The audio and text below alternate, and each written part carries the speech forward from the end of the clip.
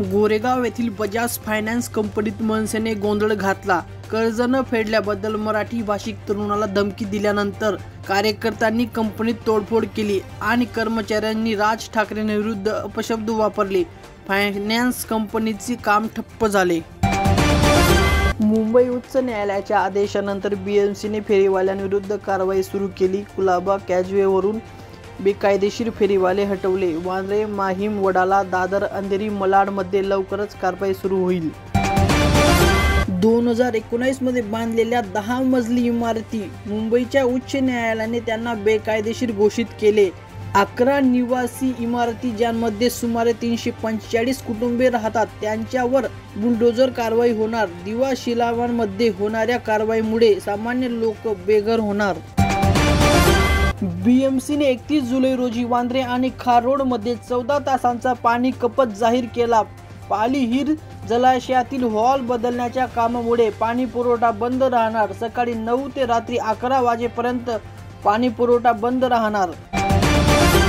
वाढती लोकसंख्या आणि पाणी टंचाई लक्षात घेता महानगरपालिकेने पुन्हा समुद्राचे पाणी गोड करण्याचा प्रकल्प सुरू केला आहे।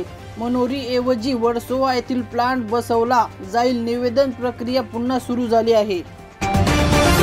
वानखेडे स्टेडियम मधील बीसीसीआयने मर्चेंडाईज स्टोअरमधून 6,52,000 किमतीच्या IPL जर्सी चोरीला गेल्या। सुरक्षा व्यवस्थापक फारुख असलम खान विरुद्ध FIR दाखल। पोलिसांचा तपास अजून सुरू आहे। पद सोहळ्यानंतर लगेच आज सकाळी 5 वाजता वसई विरार नगरपालिका आयुक्त अनिल पवार यांच्या घरावर ईडीने छापा टाकला। हे प्रकरण 41 बेकायदेशीर इमारती घोटाळ्याशी संबंधित आहे। पुरुष लाभार्थ्यांनी योजनेचा कसा फायदा घेतला? लाडकी बहीण योजनेत 4,800 कोटींचा घोटाळा। शरद पवार गटाच्या खासदार सुप्रिया सुळे यांनी सरकारवर आरोप करत त्यांना जाहीर माफी मागायला सांगितली।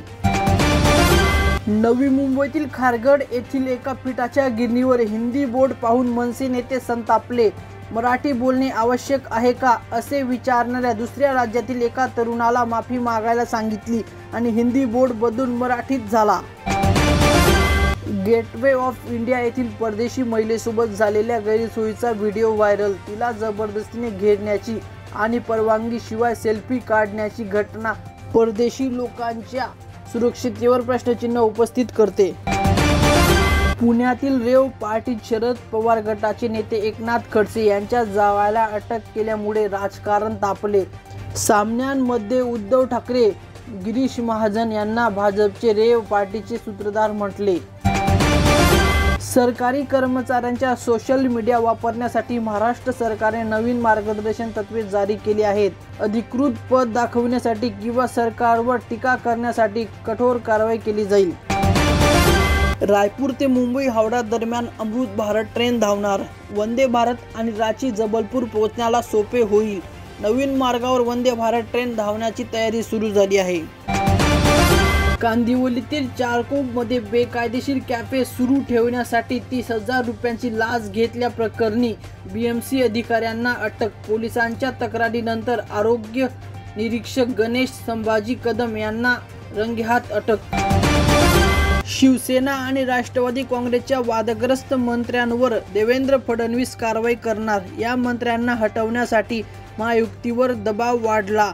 सरकारच्या वाईट प्रतिमेमुळे फडणवीस, संजय शिरसाट, माणिकराव कोकाटे, योगेश कदम यांना पदावरून हटवू शकतात। शहरात हलक्या पावसामुळे हवामानात थंडावा। MMR भागात हलक्या ते मध्यम पावसाची शक्यता। कोकणात येलो अलर्ट जारी। मुंबई आग्रा महामार्गावर भीषण बस अपघात। 8 वर्षाचा मुलाचा जागीच मृत्यू। 15 जण जखमी। 4 जणांची परिस्थिती गंभीर। माजी मुख्यमंत्री उद्धव ठाकरे आज राज ठाकरेंना भेटणार।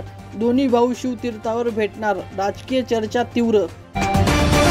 मुंबईत सोन्या चांदीच्या किमतीत बदल। 10 ग्रॅम 22 कॅरेट सोन्याची किंमत 91,600 रुपयेवर पोहोचली तर चांदीची किंमत 1,16,000 रुपये प्रति किलोवर पोहोचली। मुंबई पोलिसांनी अंधेरीमध्ये 2 कोटी रुपयांच्या डामाडोल रॅकेटचा पर्दाफाश केला। 3 जणांना ड्रग्जसह अटक।